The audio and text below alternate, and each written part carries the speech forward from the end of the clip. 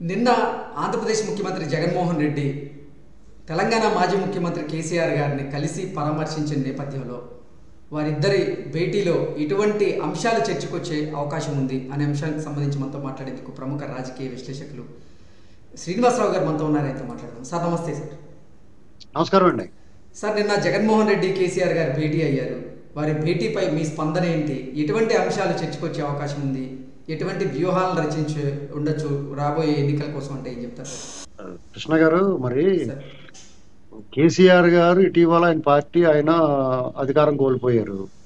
కోల్పోయిన తర్వాత వెంటనే పులి మీద పుట్టలాగా మూలిగే నక్క మీద తాడిపండు పడినట్టు ఆయన తుంటి వేముకి ఇరిగిపోయిందండి. ఆయన హాస్పిటల్లో ఉన్నారు, సర్జరీలు అయ్యాయని ఫోన్లో అయినా పరామర్శించడం లేదో తెలియదు చాలా మంది అనుకున్నారు.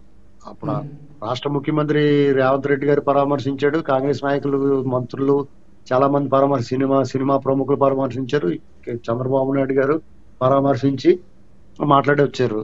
అలాగే చంద్రబాబు నాయుడు గారు ఇంకో సలహా కూడా చెప్పారు ఆయనకి, నువ్వు వేరే ఆలోచనలు పెట్టుకుంటే ఇలాగే జారి పడిపోతారా బాబు, కొంచెం ఆలోచనలే పెట్టుకోకు, జాగ్రత్తగా ఉండని చెప్పేసి మంచి సలహా కూడా చెప్పాడంట ఆయన చంద్రబాబు నాయుడు గారు. అంటే టైల్స్ అయిన ఉన్నగా ఉంటాయి కదా, టైల్స్ ఉన్నగా ఉన్నాయి, జారి పడ్డారని చెప్పారంట పక్కన ఉన్న వాళ్ళు అటెండెంట్. అదే వేరే ఆలోచనలు ఉంటే జారి పడతాం, జాగ్రత్తగా ఉండాలి అని చెప్పి ఆయన మంచి సలహా కూడా ఇచ్చాడండి చంద్రబాబు నాయుడు గారు. అలాగే ఇప్పుడు జగన్మోహన్ రెడ్డి గారు పరామర్శకు వెళ్ళాడు. చాలా మందికి ఈయన శిష్యుడు కదా, కేసీఆర్ గారు డైరెక్షన్ లోనే నడుపుతాడు ఆయన, వీళ్ళిద్దరూ ఒక టీం కదా, చంద్రబాబు నాయుడు గారు ఉమ్మడి శత్రువు కదా, మరి ఇంటికి ఎన్నాళ్ళ నుంచి జగన్మోహన్ రెడ్డి గారు చాలా నాళ్ళు పట్టింది ఆయన పరామర్శకు వెళ్ళడా అని చెప్పేసి చాలా మంది సాధువులు గుడుల్లో కూర్చుని సాధువులు బీడీల పందెం కూడా వేసుకున్నారంట. అంటే బెట్టింగ్ అనమాట. బెట్టింగ్ కూడా చాలా మంది డబ్బులతోటి బెట్టింగ్ వేసుకుంటారు. కొంతమంది సాధువులు ఇలాంటి వాళ్ళు ఏం చేస్తారంటే బీడీలు ఉంటాయి వాళ్ళ దగ్గర, ఆ బీడీల పందెం కూడా వేసుకున్నారు. ఇటు ఈయన పరామర్శకు వెళ్తాడని ఒక 2 బీడీలు, వెళ్ళడానికి ఒక 2 బీడీలు పందెం వేసుకుంటే ఇన్నాళ్ళు వెళ్ళలేదు కాబట్టి ఆ 2 బీడీలోడు గెలిచాడు. ఆఖరికి మళ్ళా ఈ సడన్ గా వెళ్ళాడు. ఇదంతా అయిపోయి అందరూ మర్చిపోయిన తర్వాత కేసీఆర్ గారి గురించి పెద్ద ఎవరో మాట్లాడుకుంటలేదు, ఆ టైంలో వెళ్ళాడు. కాబట్టి మళ్ళీ వార్తల్లోకి వచ్చింది ఈ వ్యవహారం అంతా. చాలాసేపు ఆరోగ్యం గురించి అది మాట్లాడుకుని ఉంటారు. అదంతా ఒక 5 నిమిషాలు అయిపోయిన తర్వాత మరి రాజకీయాలు వస్తాయి. ఇక అసలే జగన్మోహన్ రెడ్డి గారి పరిస్థితి ఎలా ఉందంటే ఆయన పార్టీలో ఈ టిక్కెట్లు అటు ఇటు మార్చడం, పార్టీ పరిస్థితి బాగోలేదు అనుకోవటం, గ్రాఫ్ పడిపోవటం, ఓటమి తప్పదనేటువంటి విషయం చాలా కలకలం కలిగిస్తా ఉంది. సీట్లు మార్పుడి అది పార్టీలో చాలా మందికి కలకలం ఉంది, ఆ కేడర్లోను, సానుభూతి పరులోను, నాయకుల్లోను. ఈ షర్మిల గారు ఎప్పుడైతే కాంగ్రెస్ పార్టీలో చేరతారో ఆంధ్రప్రదేశ్ లో ప్రవేశిస్తుంది, ఆయన వదిలిన బాణం ఆయనకే గుచ్చుకునేలా ఉందనేటువంటి విషయం ఆయనకి కలవరం కలిగింది. కాబట్టి డెఫినెట్ గా మనకి జగన్మోహన్ రెడ్డి గారికి ఆప్తులు ఆత్మీయులు ఎవరు ఉండరు. ఆయన దగ్గర డబ్బులు తీసుకుని సలహా చెప్పేవాళ్ళు సలహా ఆయన ఉండవు. మోడీ గారు ఆదేశిస్తాడు తప్ప ఈయనకి సలహాలు ఇవ్వడం, ఈయన ఆయన దగ్గర చేతులు పిసుక్కుంటా చెప్పింది తినాలి తప్ప ఈయన చేసేది ఏమి ఉండదు.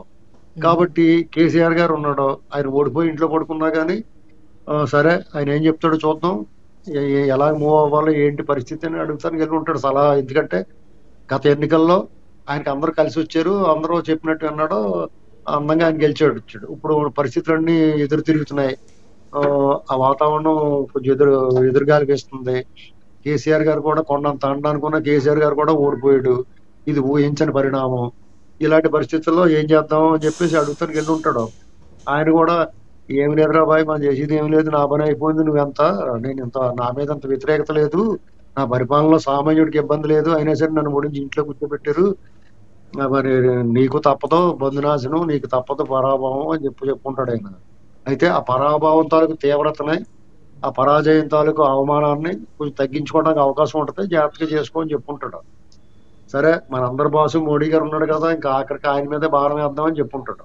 అంతే మ్యాటర్, అందుకనే ఉండదండి. నెక్స్ట్ ఏంటంటే షర్మిల గారు డెఫినెట్ గా ఈయన కంటిలో నలుసు, చెప్పులో రాయి, చెవిలోని జోరేగా, నో డౌట్ రేపు నుంచి బయటకు వచ్చి షర్మిల గారి విశ్వసనీయత కూడా నిలబెట్టుకోవాలి అంటే, ప్రజల నమ్మకం సాధించాలంటే కనుక ఖచ్చితంగా జగన్మోహన్ రెడ్డి గారి పాలన రాజన్న రాజ్యం కాదు, రాక్షస రాజ్యం అనేటువంటి చెప్పాలి.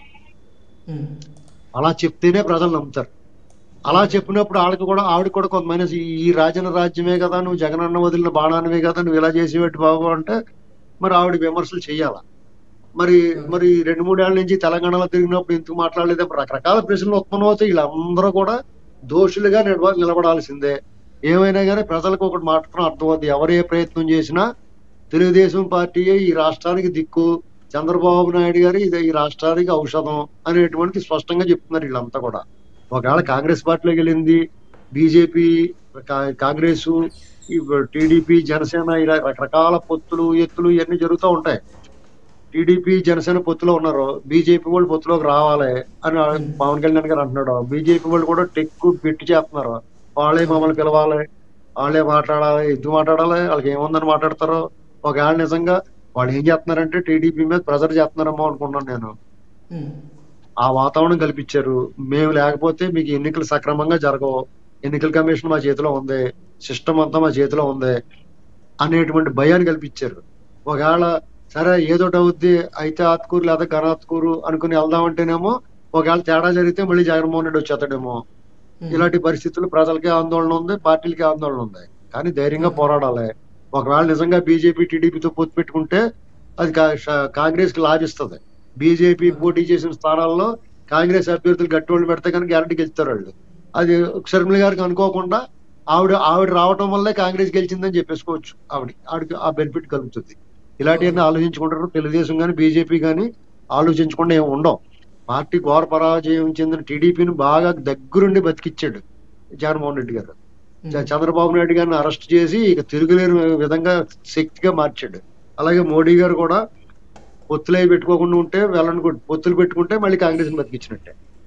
ఓకే సార్, నిన్న కేసీఆర్ని జగన్మోహన్ రెడ్డి కలిసిన నేపథ్యంలో వాళ్ళిద్దరి భేటీలో జగన్మోహన్ రెడ్డి గారు కేసీఆర్ని ఆర్థిక సాయం అలాగే రానున్న ఎన్నికల కోసం సహాయం చేయాల్సిందిగా కోరారని, దానికి కేసీఆర్ గారు కొంచెం అంటే అనుకూలంగా స్పందించారంటూ కూడా ఒక వార్త బయటకు వచ్చిన నేపథ్యంలో ఏంటి సార్ దీని మీద మీ విశ్లేషణ ఏంటి? జగన్మోహన్ రెడ్డి గారికి ఆర్థిక సాయం అవసరం లేదండి, ఆయన అడిగి ఉండడు. అది రాంగ్ న్యూస్. ఓకే. ఎందుకంటే ఈ జగన్మోహన్ రెడ్డి గారు అత్యంత సంపన్నుడైన సీఎం, అత్యంత అవినీతి చేసి అడ్డగోలు దోపిడీ, డే లైట్ రాబరీ చేస్తారు ఈ ఆంధ్రప్రదేశ్ లో. వాళ్ళే ఎవరికన్నా సహాయం చేస్తారు తప్ప వీళ్ళకి ఎవరి సహాయం అవసరం లేదు. ఏదన్నా ఉంటే మేము మీ దగ్గర దాచిన డబ్బులు ఏమన్నా టైంకి అందించమని అడుగుంటాడు అంతే. అంతే తప్ప మీ దగ్గర పెట్టిన డబ్బులు రేపు ఎలక్షన్ కి సర్దేయండి అని చెప్పుకుంటాడు అంతే తప్ప వాళ్ళకి ఏమి ఆయనకి డబ్బులు అవసరమే ఉండదు. అది మామూలుగా సహాయం చేయమని ఉంటాడు. ఎలాగంటే ఇప్పుడు ప్రశాంత్ కిషోర్ కూడా లేడు, రెచ్చగొట్టి వ్యాఖ్యలు, రెచ్చగొట్టి విధానాలు, కొత్త స్కెచ్లు ఏమనంటే చెప్పండి అని చెప్పి అడుగుంటాడు. ప్రజల మధ్య భావోద్వేగాలు రెచ్చగొట్టడానికి ఏమన్నా కొత్త వ్యూహాలు ఏమనంటే చెప్పండి, ఆ రకంగా సహాయం చేయండి, కొంతమందిని రెడీ చేసి పంపండి. గత ఎన్నికల ముందు శ్రీనివాస్ యాదవ్ వాళ్ళని పంపించారు, అలాగే ఈసారి ఇంకో యాదవో లేదా ఇంకొకళ్ళు ఎవరైనా ఉంటే పంపించమని అడుగుతారు. ఏం చేసినా కానీ ప్రజలు నమ్మరండి. కేసీఆర్ గారిని ఇంట్లో కూర్చోబెట్టినట్టే కేసీఆర్ గారు ఇంకా గౌరవప్రదమైన స్థానాలు వచ్చినాయి. జగన్మోహన్ రెడ్డి గారు ఆచూకీ ఆడమాలు ఉండదు ఆ party. Okay sir, thank you so much. Okay.